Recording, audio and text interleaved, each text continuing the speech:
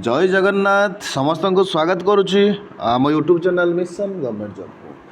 तो ओरिडारू वैकेंसी आसी फिटर पिला एवं इलेक्ट्रिशियन पिलानी तो मैक्सिमम गत थर आसाला मेकानिक ग्रुप्र ट्रेडर पिलानी आउ electrician Pilani आसाला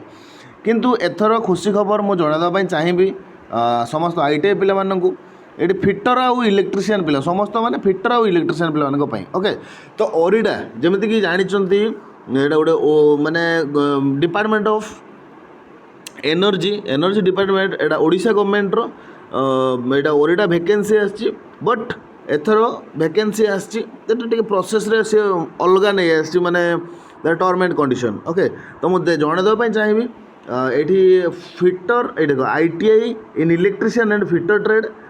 recognise by NCVT and SCVT okay आ 16टा पोस्ट अच्छी ये ओके तो बस आम देखा सबकि डिटेल्स एडवर्टाइजमेंट ये आपण मान सामने अच्छी आउटा कि गोटे ओरिडा कैंसल हो सारी तो तापर सी यहाँ पुणी एंगेजमेंट यहाँ बाहर करछि ओके तो सबकि आम देखा तापूर्व कही रखी जदि चैनल आपने नुआ अच्छा चैनल को मैंने सब्सक्राइब कर दिंतु आउ बेल आइकन भी दबे दिंतु जहाँफल मुझे जहाँ भी वीडियो आनी फास्ट आपण मैंने पाइपर आउ रहा कौन ना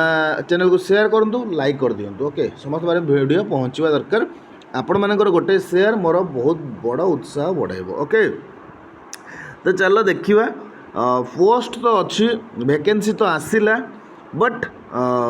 देखा ये कौन दे ओके तो यही फॉर्मटा अप्लाई करने जी ये कौन ITI in electrician trade and fitter trade with at least 60% mark तो सी अप्लाई करें जो 60% मार्क अच्छे ताने आपण मैंने अप्लाई करेंगे candidates having diploma in engineering mechanical और electrical are also eligible to apply माने जदि आईटीआई नथिबो डिप्लोमा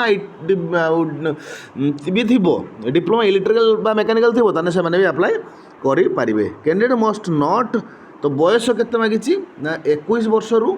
आपण मैंने 35 वर्षर पिला माने एठी अप्लाई करि परिबे 21 वर्षर 35 वर्षर पिला माने अप्लाई करि परिबे हाउ टू अप्लाई ओके तो केमिति अप्लाई करिवो केमिति अप्लाई करिवो एठी ना एठी देखो से कौन कहला ना एटा अच्छा एटा ऑफलाइन फॉर्म अच्छी है पिला माने मो एटा डिटेल्स कहि दोछि तो ये एटा ऑफलाइन फॉर्म अच्छी देखो तले फॉर्म देछि फॉर्मटा डाउनलोड करिया पय पड़िबो फॉर्मटा डाउनलोड करिवो देखिए कौन केमती ना post applied for project assistant electrician ना फिटर गला क्वालिफिकेशन कौन रहा अप्रेंटिस डिटेल्स अच्छी ना नहीं तो ये सबकि फिलअप कर सारा फॉर्म एज यूजुअल फिलअप कर सारापर ये तुम मानक दवापाई सॉरी ये जो एड्रेस रे पठाइबा पड़ो okay the chief executive officer OREDA limited S59 Mancheswar industrial estate Rasulgarh Bhubaneswar जोटा कि तार एड्रेस थिला फॉर्म अप्लाई डेट केबे closing date of receivement of 15 days from the date of publication of advertisement है दैट इज तो माने 1 तारिख रु पाखापाखि ये जो बाहरी 15 एप्रिल लास्ट डेट अच्छी ओके तो ये 31 तारिख रु जो बाहरी यहाँ तो आज फॉर्म पका जो स्टार्ट हो तो आपण मानकर यहाँ सरीब केबे लास्ट डेट केबे ना 15 एप्रिल ओके तो सबुठ बड़ कथा कौन ना जोटा दुखर खबर वैकेंसी तो बाहर बहुत भल खुशी कथा आप अप्लाई करेंगे किंतु यहाँ हूँ कौन ना engagement of project assistant of tenure basis जमती कि ऑर्डिनेंस फैक्ट्री बाहर करुच्ची यहाँ भी से प्रोसेस करदेला टेनर बेसिस सब गोटे टेनर बेसिस करदेला टेनर माने कौन ना गोटे फिक्स्ड किसी दिन तार रही देखिए ये कौन देती ना OREDA limited formerly known as Odisha renewable energy department is a state PSU under the administrative control of department of energy government of Odisha OREDA limited pay major role goes initiate popularise and use renewable energy source अच्छा OREDA limited has more than 40 year experience ना 40 वर्ष छाड़ से किसी extra किसी कही ना ये कौन कहला एसेंशियल क्वालिफिकेशन भी गला आम कहीदेलु आपको ओके एप्लिकेशन फीस जदि ये केते मागिछि ना किसी पैसा देवा पड़ोनी खाली फॉर्म अप्लाई करा बस तापर प्रोसेस ऑफ एंगेजमेंट ओके यहाँ केमी सिलेक्शन हम ना selection of the candidate shall be done based on the marks secure in the degree and personal interaction interview और practical test only merit reference देख तुम फॉर्म अप्लाई कला पर यहाँ मेरिट बेसिस सिलेक्शन हम केते मार्क तुम डिग्री अच्छी से नहीं सिलेक्शन हम कैंडिडेट अप्लाई मिनिमम 60% मार्क अच्छा कैंडिडेट